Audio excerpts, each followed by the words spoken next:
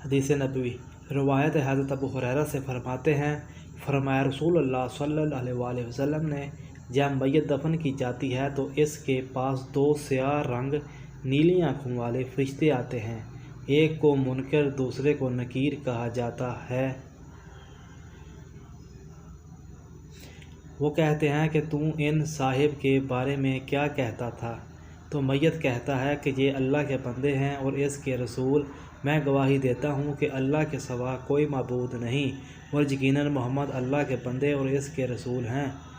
تب وہ کہتے ہیں، ہم تو جانتے تھے کہ یہ کہے گا۔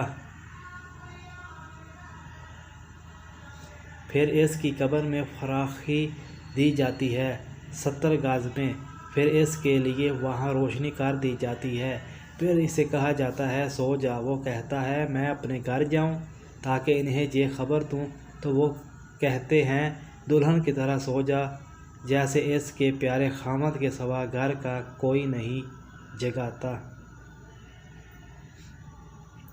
تاکہ اللہ اسے اس کی خواب گاہ سے اٹھائے گا، اور اگر مردہ منافق ہو تو کہتا ہے میں نے لوگوں سے کچھ کہتے سنا تھا، اسی طرح میں بھی کہہ دیتا تھا۔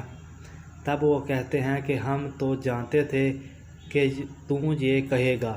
پھر زمین سے کہا جاتا ہے کہ اس پر تنگ ہو جا، پھر اس قدر تنگ ہو جاتی ہے کہ مردے کی پسلیاں ادھر ادھر ہو جاتی ہیں، پھر وہ قبر کے عذاب میں ہی رہتا ہے تاکہ اللہ اسے اس ٹھکانے سے اٹھائے۔